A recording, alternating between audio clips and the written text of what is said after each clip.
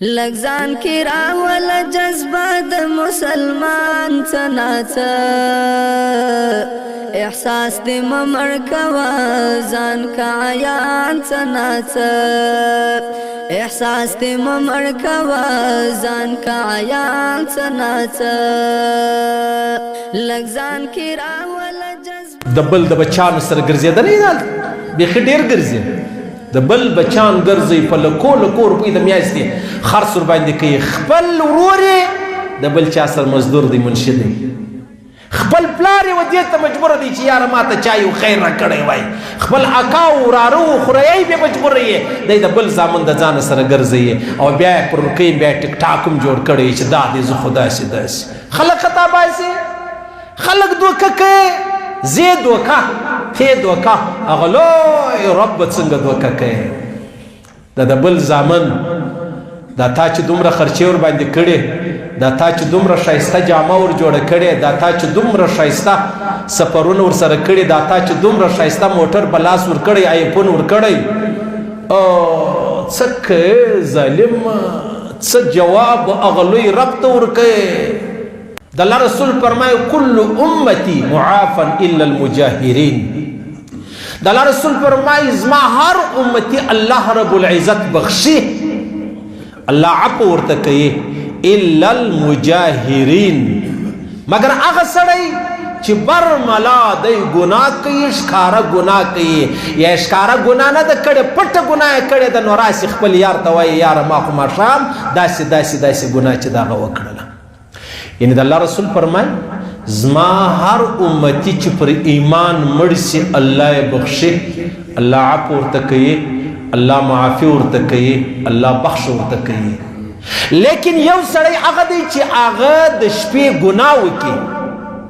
یا شراب یا بدکاری یا بل تورې پښتو تورې زه ویلی نه سم نو بیا دی سهار الله خو پرته پرده اچولې ده نه زه په خبر یم نه ته په خبر یې نه ته زما په ګناه خبر یې نه زه ستا په ګناه خبر یم پر موږ الله پردې اچولې دي اوس را ولاړ سو د الله رب العزت دغه پرده موږ څیرې کړو داسې څیرې کړو لکه ما او تا چې د چا کپړې ورڅیرې کړو د چا چادر ورڅیرې کړو د چا پټو ورڅیرې کړو بده خبره ده او داسې الله پر ما او تا باندې پرده اچولې ده دا خلک را ولاړ سي دا پرده دا رقم څیرې کړي یعنی الله ته وایم تا پر ما پرده اچولې ستا پردې ته ضرورت نه لرم راسم خپل یار ته کیسه وکړمه چې یاره موږ خو ماښام داسې پروګرام جوړ کړي و داسې بوتلان و داسې شراب و داسې شیشه و داسې فلانۍ داسې څوک راوستلي و داسې رقص و داسې فلانۍ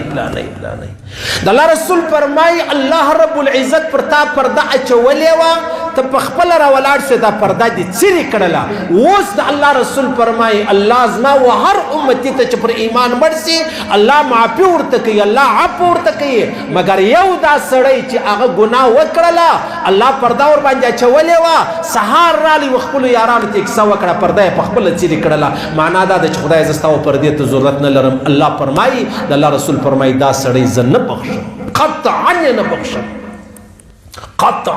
بخشم تاسو اندازه ولګوئ موږ ټول ګناهګار یو عزیزانو زه ځان ته په میراب کې ګناهګار یم ته ځان ته د میراب وسب کې ګناهګار یې ورسې چې د باندې د ټوله ګناهګار یو معصوم یو انبیا و منزه و پاک و نو دا ما او تا چې کومې ګناوې کوو څه پټه ګناه در څخه وسوه د بخښلو یوه لاره شته چې الله موږ وبخښي الله پرده را باندې اچولې ده خو لیکن ما او تا راولاړ سو موږ یا الله زه ستا پردې ته ضرورت نه لرم نو الله فرمایي چې ته زما پردې ته ضرورت نه لرې کله زموږ ته په دې خلکو کې دی خلک سته یو څوک و چاته په پټه کې شکنځا وکړي بد ورته ووایي هغه څه نه ورته وایه پروا نه لري خبره ده ویې کړله کله په غټ مجلس کې ورته وکړي په غټ مجلس کې دا د غټ مجلس دا کلی دا وطن دا علاقه دا ولس دا ټبر د دوی پر مخ یې بد ورته وویل بیا دی راولاړ شي څه ووایه یاره تا د دونه جهان پر مخ زه رسوا کړمه زه بې عزته کړلمه تا پرېږدم نه نو الله فرمایي ټیک دی منم ګناه در څخه وسوه ګناه دې وکړله ما پرده در باندې اچولې وه ته په خپله راغلې سار دې یارانو ته کیسه وکړله چې داسې مې وکړو نو الله فرمایي دا دی لکه ته چې پر ما جرت کوې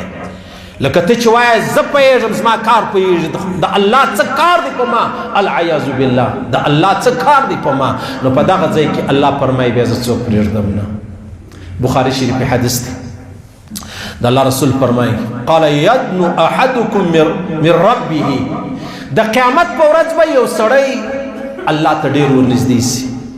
چې ورنږدې سي وایي حتی یزع کنفه علیه الله رسول فرمایي الله به د خپل لاس داسې ورباندې واچي چې ورباندې واچي نو ورته وایي فیقول عملت کذا و کذا پلانۍ ګناه دې په یاد دی وایي و پلانۍ ګناه دې په یاد دی وایي و بیا ورته ووایه پلانۍ ګناه دې په یاد دی وایي نعم پلانۍ ګناه دې په یاد دی وایي نعم فیقرره الله اقرار باندې وکړي د ټولو ګناهو لاس یې باندې اچولی پټ ورته وایي پلانۍ ګناه دې په یاد و پلانۍ دې هم په یاد و په یاد مې ده د ټولو ګناهو اقرار باندې وکړي اوس الله رب العزت ورته وفرمایي اني سترت علیک فی الدنیا ما په دنیا کې پر تا پرده اچولې وه ما په دنیا کې په تا پرده اچولې وه نو فانا اغفرها لك اليوم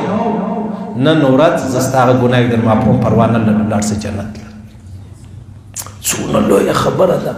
اوس دلته دا هغه ګناهګاره وښول چې پټ یې ګناه کړې ده دی و الله سره خبر دی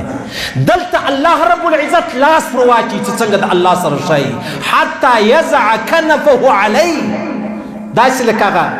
څوک چې څوک مناویې بس لاس پر واچي زارۍ و خواستۍ ورته کوي په خدای قسم که بابا پر زوی لاس اچولی چې زویه مه کوه مه کوه مه کوه والله که مشر ورور پر کشر ورور داسې لاس اچولی والله که مرشد و پیر پر خپل مورید داسې لاس اچولی والله که استاذ پر شاګرد داسې لاس اچول چې مه کوه یار لیکن الله رب العزت لاس ورباندې واچي عملت کذا و کذا پلانۍ ګناه دې په یاد دی وایي نعم فیقول نعم و په یاد مې دی الله ته ډېر غفور رحیم ذات دی اوس الله ورته فرمایي وایي اني سترت علیک فی الدنیا ما په دنیا کې پر تا پرده اچولې فانا اغفرها لك اليوم نن زه ستا معافي کوم زه د هغو ګناهو معافي درته کوم اشن از ما ستا ګناه چې ما ورته یې دونه په ښکاره کوو دلته الله رسول فرمایي د بخاري حدیث دی الله لاس در باندې اچي نو چې ما ورته دا خپلې ګناوې تشهیر په خپله وکړو نو بیا الله رب العزت دغه یو چانس ما ورته راکوي نه راکوي دا زما او ستا ایډیانې دا زما او ستا فیسبوک دا زما او ستا تصویرونه دا زما او ستا پرېدی انجونې چې پر خپلو ایډیانې مې درولې دي د هغه په نامه مې لوی غټ سړی دی د زنانې پر نامه یې ایډي جوړه کړي دا پټې خبرې دي دا تر ولاړ سي دا ستا ډانس دا ستا رقص دا ستا غزل دا ستا د بل د بچانو سره ګرځېدلی دا بیخي ډېر ګرځي د بل بچان ګرځي په لکو لکو روپۍ د میاشتې خرڅ ورباندې کوي خپل ورور یې د بل چا سره مزدور دی منشي دی خپل پلار یې ودې ته مجبوره دی چې یاره ما ته چای و خیر راکړی وای خپل اکا و وراره و خوریی بې مجبوره یې دی د بل زامن د ځانه سره ګرځوي او بیا یې پر کوي بیا ټیک ټاک هم جوړ کړی چې دا دی زه خو داسې داسې خلک خطا باسي خلک دوکه کوي زه دوکه ته دوکه هغه لوی رب څنګه دوکه کوي دا د بل زامن دا تا چې دومره خرچې ورباندې کړې دا تا چې دومره ښایسته جامه ور جوړه کړې دا تا چې دومره ښایسته سفرونه ورسره کړي دا تا چې دومره ښایسته موټر په لاس ورکړی آیفون ورکړی څه کوې ظالم څه جواب هغه لوی رب ته ورکوې د الله رسول فرمایي کل امتي معافا زما هر امتي به الله رب العزت معاف کړي الا المجاهرین هغه برملا خلک چې هغه ګناه وکړي بیا یې شیر کړي دا ستا ګناه پټوله زما ګناه پټوله لیکن زره ولاړ شو زما پر موبایل مې ورکړه تره ولاړ شو ستا پر موبایل دې ورکړله خوند درکوي چې یاره زیاده سے زیاده دا خلک زما ټیک ټاک وګوري خوند درکوي دا تا چې کومه دنده کړې ده دا تا چې کوم د چا لور د چا خور د چا زنانه دا تا چې څه چمونه کړي دي دا تشرې د دې دا معنا ده چې الله العیاذ بالله العیاذ بالله پښتو توري دي وایي زه د هېچا په قصه کې نه یم یا الله زه ستا په قصه کې نه یم زه دا کارونه کوم کل امتي معافا هر امتي د الله رسول فرمایي رواه بخاري حدیث دی چې زه هر امتي بخشم داسې غیرتمن بیا نه بخشم چې په ښکاره ګناه کوي اشه اوس موږ ته څنګه زه به خپل ځان ته وګورم تاسو خپل ځان ته وګورئ ما دوه درې مثاله خالي د ټیک ټاک د زامنو درکړو چې هغه نور چې بیا راولاړ سي شراب یې تیار کړي دي بدکاري یې تیار کړې ده بیا یاران لره ګروپ جوړ کړی دی حال ورکې په فلاني ځای کې نن مېلمانه یو زما مېلمانه یاست راسئ نن به شپه داسې تېره کړو ای ظالمه ته خو هغه سړی چې ستا د مسجد د مولوي صاحب په ګرد کال په مسجد کې نه یې په یاد ته هغه ظالم یې چې ستا د مسجد د مولوي صاحب د میاشتې سل روپۍ ورکوې په ګرد کال دې نه دي ورکړي د یوې شپې د یو نیم دوه لک روپۍ خرچه چې د هغه راځي کل امتي معافن د الله رسول فرمایي زما هر امتي به الله رب العزت معاف کړي الا المجاهرین هغه سړی نه معاف وي چې الله پرده در باندې اچولې وه ته راولاړ شوې ګرد جهان ته دې ځان رسوا کوي ګرد جهان ته دې خبره چې د هغه سپینه کړله چې زه داسې یم صحیح سلام ګناوي کوو ګناوي راسه کېږي الله دې مغفرت وکړي مګر ها نو تشهیر به نه کوو جهان به نه په خبرو ما درته ویل حتی یزع کنفه علی الله داسې لاس پر واچي پټ ورته وایي عملت کذا و کذا په یاد دي او خود مې په یاد دی الله بیا ورته وایي عملت کذا و کذا بل مې په یاد وایي بل مې په یاد فیقرره په دې اقرار وکړي د ټولو ګناو نو ورته انی سترت علیک فی الدنیا ما په دنیا کې پرتا پردا اچولې فانا اغفرها لك اليوم رواه البخاري نن زه ګناه معافي درته کوم و څه پکې وایي یاره چې د الله رب العزت ذات چیلنجوو الله و ذات د الله و قدرت د الله و لویت چیلنج ورکوو نو ستا څه فکر دی ما ورته وایي بیا څه وکړو الله رب العزت به زما او ستا سره څه وکړي کوم څوک چې په ښکاره ګناوې کوي دا ګناوې پټ کوي که ستاسو پر آی ډي باندې ستاسو هغه غزلې هغه رقصونه هغه ډانسونه هغه دندې نه دي هغه د ټیک ټاک زامن هغه دا ګرد میټاو کوي الله څخه معافي وغواړه چې الله تا زه پټ کړی وم ما په خپله ځان ښکاره کوي تا زه پټ کړی وم پر ما دې پردا اچولې ما په خپله ځان ښکاره کوي نو بیا به الله معافي راته وکړي که نه الله ډېر قادر ذات دی الله ډېر عظیم ذات دی الله ډېر لوی ذات دی بیا به داسې به مې ونسي چې بیا به په جهنم کې جهنمیان هم نه را خبر چې د دې څه حال دی داسې حال به الله راسره وکړي العیاذ بالله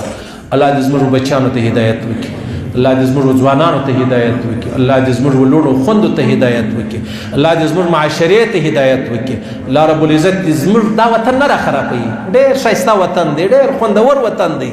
بیمار دی بیمار علاج غواړي الله دې نه راباندې دروي الله دې د خپل وحدانیت په خاطر نه راباندې دروي الله دې زموږ یاران په خپل وطن کې خوشحاله لري موږ دې خدای په خپل وطن کې خوشحاله لري الله دې هیڅ څوک په هیڅ چاته نه مجبوره کوي صحیح سنو خیر احساس دې ممر کوا ځان کا عیان څه